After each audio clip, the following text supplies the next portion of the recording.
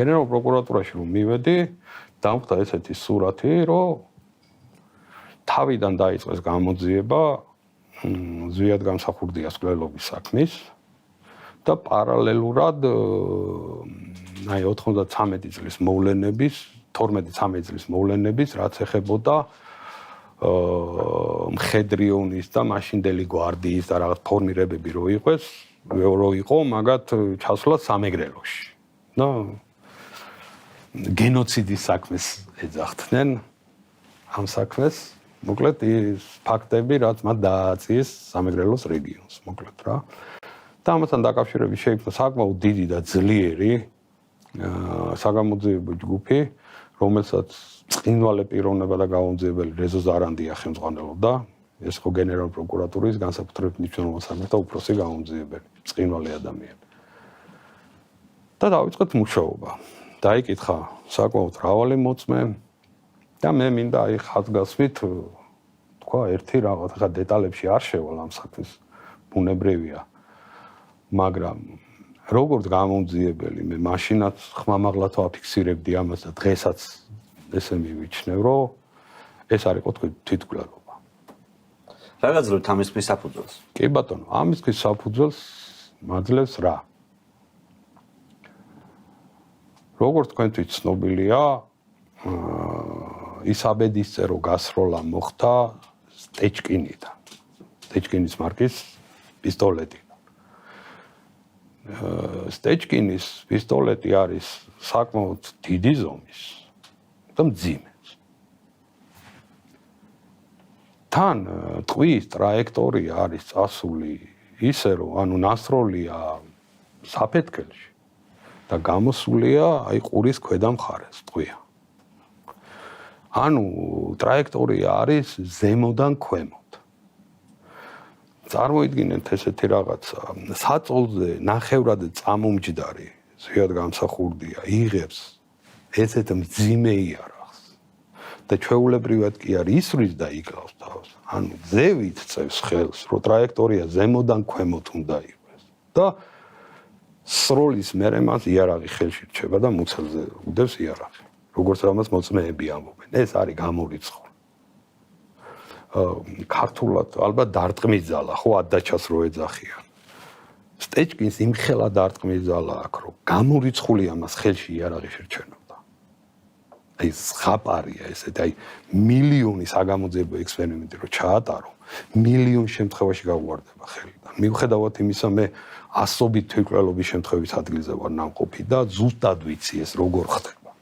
არა მარტო თქვა იარაღით, არამედ სხვადასხვა ხერხი არსებობს ხო თვითმკვლელობის და არ ჯდება არც ერთ წესში ესე თქვა თვითმკვლელობის აბსოლუტურად გამორიცხული. და რა ვერსიები გაჩნდა მკვლელობის მაშინ? თუ გამოირიცხა, თუნდაც ამეთი, რასაც ამბობ, მეც უცნაურად მომეჩვენა, მე მყავდა ჩემს გადაცემაში სტუმრად ბატონ მერაბრაფავაც და ასევე სტუმრად ყავდა ბატონ ზვიად გამსახურდიას დაცვის უფროსიც და მე ეს ჩვენება რაც თქვენ ახლა მითხარით პირდაპირ ეთერში მაქვს მოსმენილი და ჩვენს მაყურებელს მოსმენილი ასევე. კი ბატონო. თავისი სტეჩკინით და თავისი აი ამ რაც ახლა თქვენ მოყევით. მეც ეს უცნაურად მეჩვენება ცხადია. თუმცა ჩემივე გადაცემაში ბევრი ვერსია მომისმენია ზვიად გამსახურდიას მკვლელობის. და აი უკვე აქ ამ ვერსიის ხორცშესხმა არ მომისმენია. მომისმენია როგორც ვერსია, მაგრამ თუ გამოირიცხა თვითმკვლელობის ვერსია, აი მაშინ მკვლელობის ვერსია და რა და რატომ არის?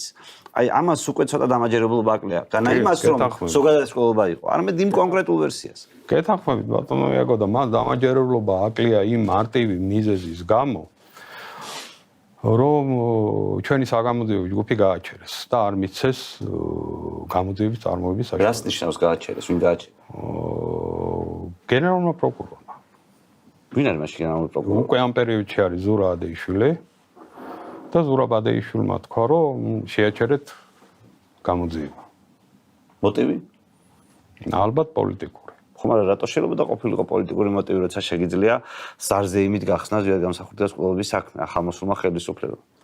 კი, მაგრამ მანდ იყო ერთი მომენტი, რომ გამოძიებისთვის აუცილებელი გახდა რაღაცა კითხვები წარმოიშვა, რომ უნდა დაგვეკითხა ედუარდ შევარდნაძე.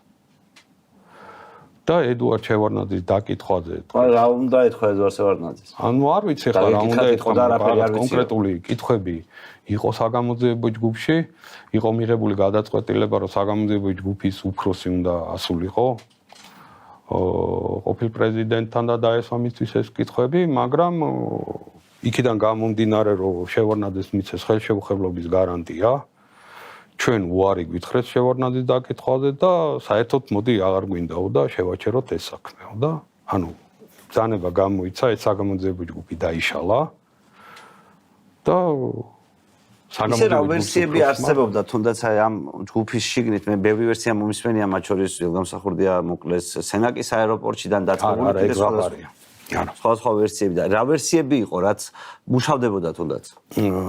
ერთადერთი ორი ძირითადი ვერსია იყო, მაგრამ ამ ძირითადი ვერსიიდან ჩვენ უფრო ვემხრობოდით იმას, რომ ესენი დააძინეს. თან ყოფი პირები. დაცვის უფროსი და გუგუშვილი. დააძინეს ან შეიძლება დააშინეს ჩვენ ხო არ ვიცი. და მეორე იყო ეგრო დააშინეს. ხო, მაგრამ ეს კი ბატონო, მაგრამ დაკვლევა მოხდა იმავე მისამართზე, სადაც ეს ამბავი ხდება. იქ არის, კი, კვლელობა არის იქ მომხდარი, კი ბატონო, კვლელობა არის მან მომხდარი. და უბრალოდ მე რატომღაც მგონია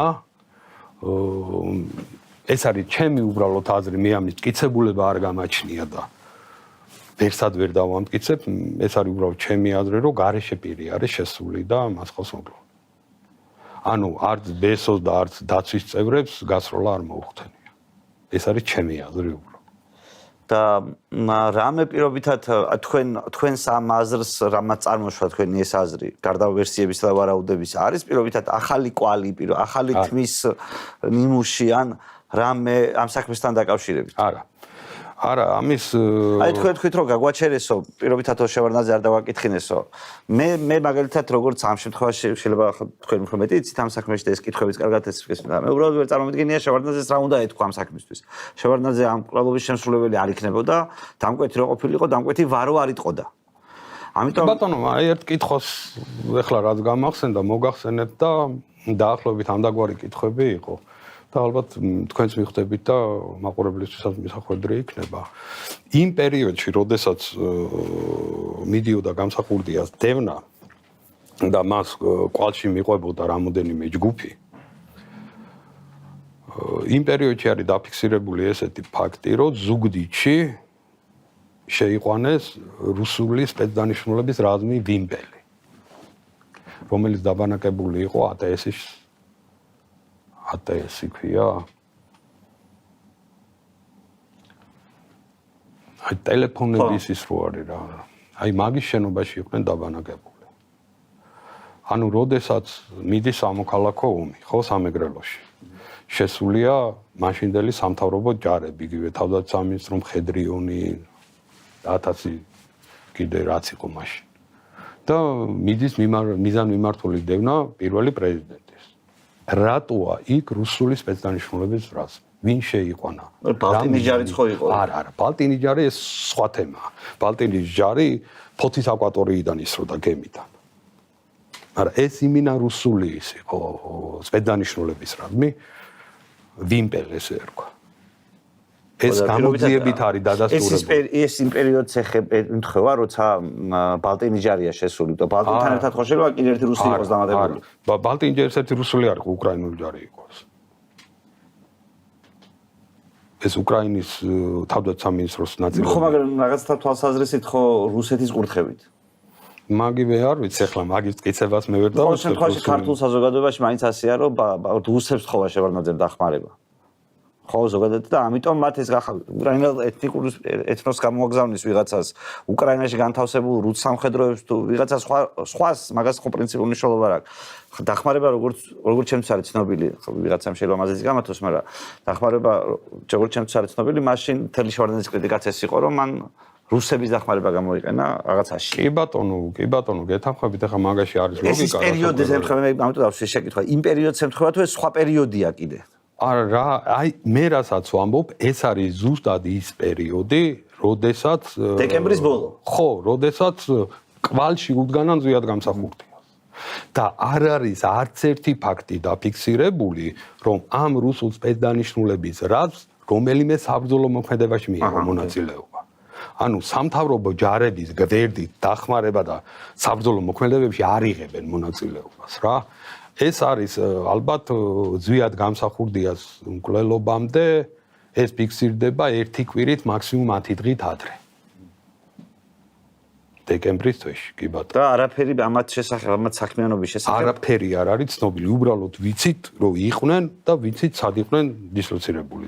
და შევარდნაძის გარდა ეს არავის არ ექნებოდა ეს ინფორმაცია ამ პერიოდში. ახლა უშუალოდ შევარდნაძე ხო არ იქნებოდა ამის შემსრულებელი, ხო ასე? არა, რა თქმა უნდა, ეხლა მაშინ არ იყო ცოცხალი მაგდინ პერიოდის უშიშროების და მაგ პერიოდის უშიშროების უფროსი ვინც იყო, ის მოსკოვში იყო გაქცეული.